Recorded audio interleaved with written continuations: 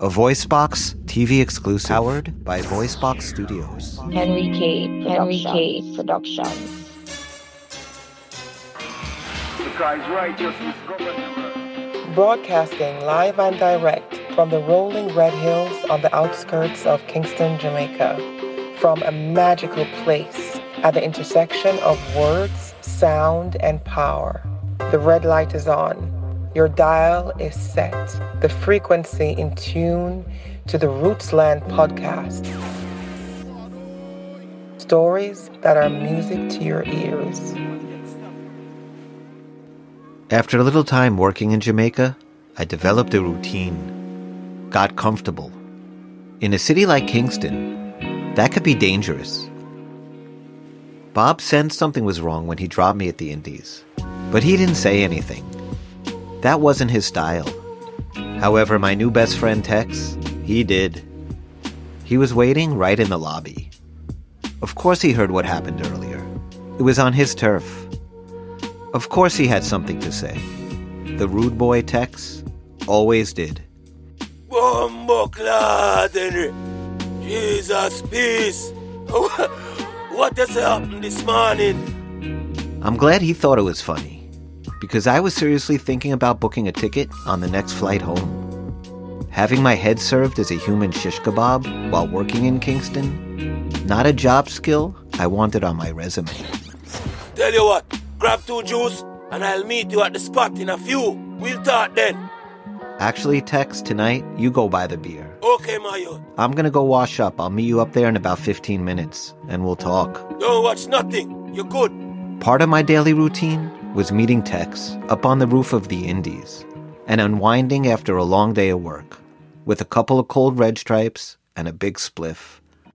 In a little area in the back corner he called the spot. Tex had set up some chairs and an empty crate of Guinness as a table. Although the streets he controlled with an iron fist were just down below, up on the roof under the Jamaican stars, Tex felt a million miles away from the grind and hustle. And I actually looked forward to these chill sessions. But tonight was different. And tonight might just be my last. And that's a shame, because just 24 hours ago, I was on top of the world. Yesterday was a quiet Jamaican Sunday afternoon. Brother Nelson's car windows were wide open as we cruised down Norman Manley Boulevard on our way to Port Royal. Oldies played from his tape deck as we straddled Kingston's harbor to the south. I could see the airport clear across the way. Before reaching Harbor View, there's a series of industrial parks, factories, and refineries on the north side of the road. We drove by the Jamaican flour mill, then past the Carib cement factory, which triggered Brother Nelson telling me the same joke as he did when he picked me up at the airport. Hey, Brother Henry, you ever know why Jamaican dumplings are so tough to chew? Yes, I know, Brother Nelson, because the flour mill is next to the cement factory. Yes, Brother Henry. That's funny, right? They make the flour next to the cement. The streets were clear of buses and cars. The shops and businesses were closed. Kingston just smelled like a Sunday. It was the one day a week you could feel a hint of the island's tropical splendor penetrating through the city's oppressive smog. It was the one day of the week, if they were lucky, the ghetto's battle-worn residents could escape the war to the sanctity of their churches or to the holy ground of a neighborhood football field. We were on our way to Morgan's Harbor to see a reggae show featuring Bob Andy and a collection of Jamaica's finest vintage singers.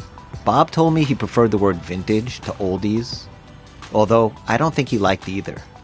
I was treating Brother Nelson and Bunny Ross to a concert as a thank you for all the help they had given me while I was here in Kingston. I was also taking...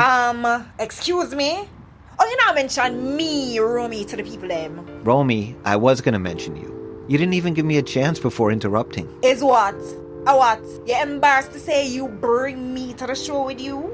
Embarrassed? Why would I be embarrassed? Please. Henry? Anyway, I was also taking the lovely Miss Romy to see the show, as I thought it might help her to gain an appreciation for the roots of the music. Them all these things are just too boring, like. Boring? Low energy something. Can't bother with that. Low energy? Hey, you see this younger generation, them have no respect for the roots. Yo, listen, Ross. Don't make me and you get into anything, you know. I'm just expressing my opinion. Them have to learn them history. Go on side and backward with that. Fire! All right, everybody calm down. Let's just enjoy the ride, please. Brother Henry, the place where we're going, you know, Port Royal, our pastor says that the Lord destroyed the city, you know. He told us that it was an evil and wicked place. So the Lord just destroy it. A true thing, Rasta. Selassie, I burn down Babylon to the ground and shell it out. Fire upon Rome.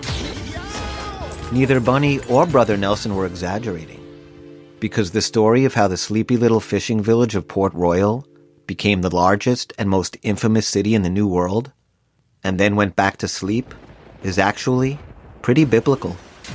Welcome to the Caribbean. Port Royal sits on the mouth of a thin peninsula that juts out between Kingston City and the Caribbean Sea. For thousands of years, the natural protected harbor was a prized and peaceful fishing spot for the Arawak Nation, Jamaica's indigenous people. Unfortunately for the Arawaks, what they weren't protected from? Violence, destruction, and disease brought by Christopher Columbus and the Spanish colonists that followed him to Jamaica. By the 17th century, most of the Arawak population had been wiped out by the Spanish, who claimed Port Royal for its strategic location in its ongoing war with England. If things weren't bad enough already, when it was captured by the British in the 1650s, that's when all hell broke loose. Literal hell. Now the British had to protect their newly acquired colony, and rather than risk their own sailors and Royal Navy in hostile waters, so far from home, they gathered together a band of mercenaries, buccaneers, and pirates, known for their barbaric cruelty and rapacity, and commissioned them as privateers under protection of British law. You know, the mountain police. Privateers were basically legalized pirates, corrupt cops with badges. Badges? We ain't got no badges. And they were unleashed on the Spanish ships and colonies with permission to rob, rape, and wreak havoc, all in the name of king and crown. With stolen wealth, loot from pirate raids, and profits derived from a vibrant slave trade, Port Royal soon became one of the wealthiest cities in the world. Known as the Sodom of the West, it attracted exactly the sort of characters and debauchery that you would expect. Pirates, slavers, criminals, mixed with conmen, prostitutes, and voodoo priestesses. All looking for fame and fortune. It was the real-life Pirates of the Caribbean meets the Real Housewives of Beverly Hills. Get a hold of yourself! Then, on June 7th, 1692, righteousness strikes the wickedest city on earth. And Port Royal meets its biblical fate. A massive earthquake, described as God's punishment, sends a third of the city collapsing into the sea, killing over 2,000 people. The following tsunami washes bodies on shore that decompose and bring disease and death to thousands more that survived the initial earthquake. Most of Port Royal's wicked residents probably didn't read their Bibles much. If they did, they may have been familiar with the Gospel of Matthew and where the foolish man builds his house. As it turns out, the part of the city that collapsed into the sea was not built on solid bedrock as originally thought. It was constructed on unstable sand. As it was in the beginning, so shall it be in the end. Over time, Port Royal went back to being a sleepy little fishing village, occasionally attracting the adventurous tourists looking to dive the ruins of the sunken city and search the area for lost pirate treasure. Morgan's Harbor, the small hotel and marina that sits at the end, is where the concert was. It was named for Henry Morgan, the brutal pirate turned privateer and slave owner that was later knighted and appointed Deputy Governor General of the island, which tells you everything you need to know about Jamaican history. Welcome to the Caribbean. While we waited for the show to start, Romy seemed reflective as she stared across the water to the Kingston lights. I can't believe how peaceful Kingston looks from here. I had never heard her this quiet. I can't believe it's even the same city. Gosh, no, it gives me hope. Although she pretended in the car she wasn't excited for the show, she had told me she saved her tips all week so she could buy film for her camera. I never really heard her talk about her past or where she came from. What little I knew, Tex had told me. Romy had been on her own for a while, and apparently, life had not been easy. A pretty girl in a city like Kingston might have been a recipe for disaster, but Romy defied the odds. A hard worker with big dreams, she had a look of determination in her eyes that screamed nothing was going to stop this girl. I watched her at work. She had a way of making all her customers feel important. All of them feel special. Maybe her biggest flaw was not recognizing how special she herself was. Maybe no one ever told her. It's funny how the people we meet, even the ones who just flash by our lives, end up having such a profound impact on us. Bunny Ross became a real friend and mentor. And when I wasn't rolling around Kingston with Bob Andy or in the studio watching him produce and record, it was Bunny that introduced me to all the various people, places, and parts that made Tuff Gong operate. The nooks and crannies where all the good stuff happened. The little things that made reggae music. One such place, a small, unassuming room you'd walk right by if it wasn't for the sound of a kick drum practically knocking down the door off its hinges. Inside, a small studio, no bigger than 10 feet by 10 feet. Half the space taken up by the largest set of speakers I had ever seen. The other half occupied by a sonic superstar, with a wide smile, ever-present baseball cap, and striped polo shirt. This was the realm of the Jamaican Spider-Man, Tuff Gong's mastering guru. This Spider-Man's superpower, the ability to weaponize a bass line. That extra push over the cliff.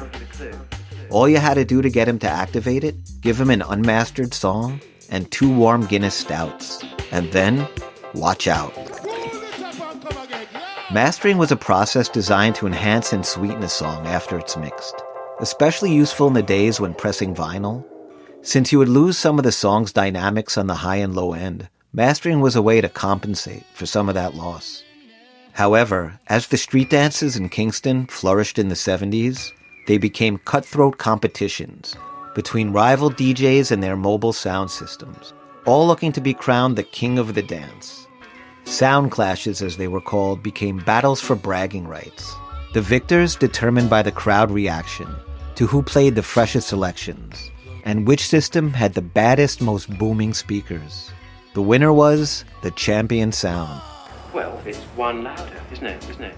These clashes had producers and engineers inventing ways to push the sound of the bass to its physical limit. An innovation that would go on to influence everything from hip-hop to EDM. That's when mastering a song became an art form in Jamaica. Spider-Man, the Picasso, who had one simple rule. His perfect song is like his perfect woman. Juicy but firm on the top, big and round on the bottom, and tight in the waistline. Just like a Coca-Cola bottle. Just like a Coca-Cola bottle. You know, in these days of digital mastering plugins that utilize the latest spectrum analyzers and scientific algorithms to master a song, Spider-Man's advice still ages well. Minus the sexist reference, of course. Bunny Ross also insisted that I spend time working in the pressing plant where the records were manufactured. At first I resisted the idea. The plant was brutally hot and had no ventilation. Then I had a Mr. Miyagi Karate Kid moment and figured Bunny must have had some kind of hidden purpose for me wanting to work there. Wax on, wax off, wax off, wax. He loved music. He thought there was something deeply spiritual about every aspect of making it. Bunny once told me that a song comes to life when the singer records it, but it gets its soul when it's pressed into a record. A finished piece of music that can last a lifetime. Something I really didn't understand until one day when we were at the Tuff Gong record store and a young singer came in to pick up his order, the first few hundred copies of his new single. A box contains 25 records. I watched as he opened it carefully to inspect his order. It was like he was handling a holy relic. He pulled out the top copy and slowly unsheathed it from its paper sleeve and blew off any dust that had clung to the vinyl. He stared at his name on the label, and then he put the record over his heart and looked up. This song is for my mother. She sacrificed everything for me to be a singer, for me to learn music. He turned over towards me and Bunny, still holding the record over his heart. She still believes in me. She still shines her light. I think about what that record meant to him. I don't know if you can have the same spiritual connection with an MP3 file. She never stopped believing in me. Listening to the singer made me think about my own mother, back in Woodmere, in her kitchen, worried about her son, wondering if I was choosing the right path. But she never stopped believing in me. And for someone pursuing a dream, sometimes that makes all the difference.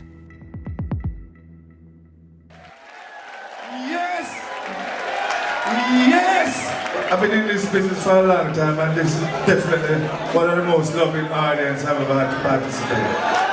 Thank you so much.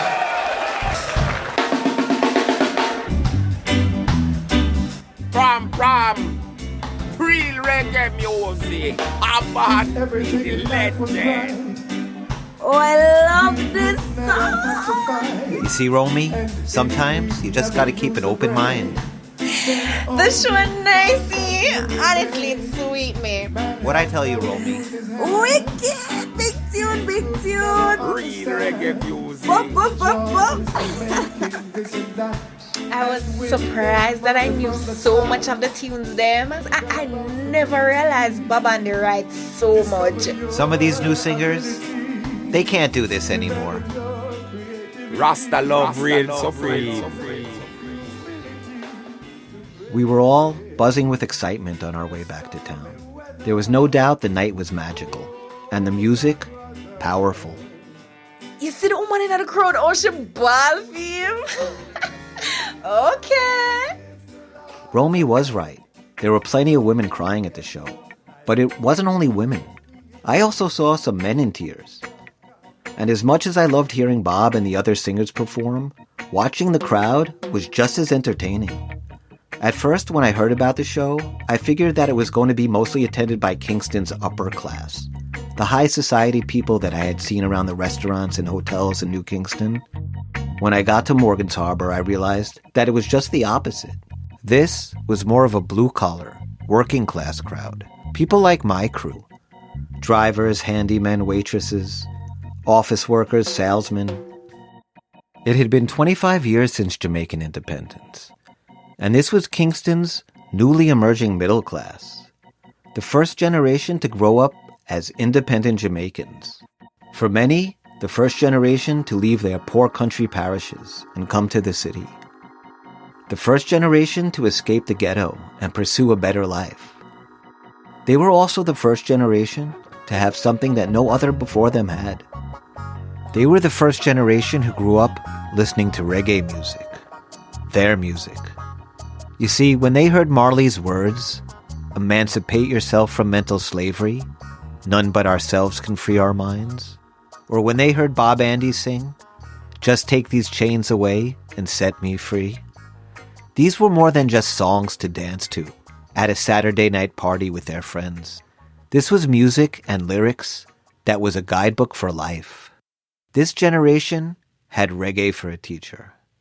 And while most of the artists of the genre lacked a formal education themselves, the songs they sang and wrote taught lessons that uplifted an entire nation. And now was spreading across the globe with a message of love and tolerance and acceptance. But as I was about to find out, not everyone in Kingston got that memo.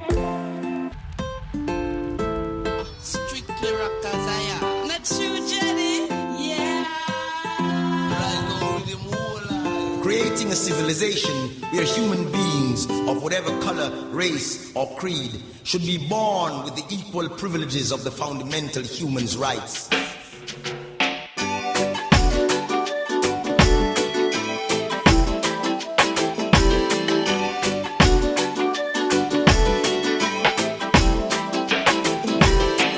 Rootsland podcast is produced by Enrique in association with Voice Boxx Studios.